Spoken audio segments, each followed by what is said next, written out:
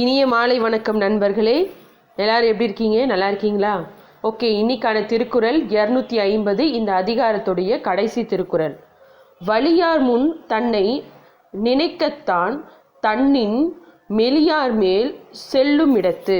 திருக்குறள் எண் 250, பால் அறத்துப்பால், அதிகாரம் அருளுடைமை, ஆங்கிலத்தில் கம்பேஷன். வலியார் முன் தன்னை நினைக்கத்தான் தன்னின் மெலியார் மேல் செல்லும் இடத்து. இதற்கான விளக்கத்தை இப்போ பார்த்துடலாம் வாங்க. விளக்கம் கூறியவர் மு வரதராசன் ஐயா அவர்கள்.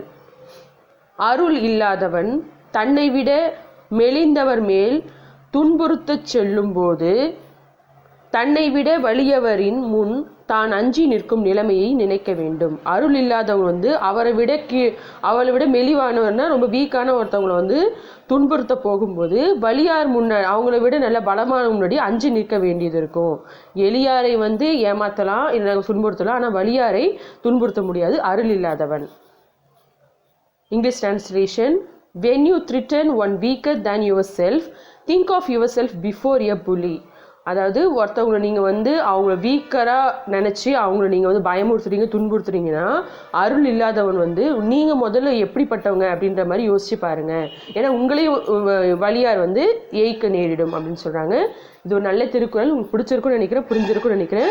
லைக் பண்ணுங்கள், ஷேர் பண்ணுங்கள், கமெண்ட் பண்ணுங்கள், சப்ஸ்கிரைப் பண்ணுங்கள் ஃப்ரெண்ட்ஸ். தினமும் திருக்குறள் கேட்டு மகிழுங்க. நன்றி, வணக்கம்.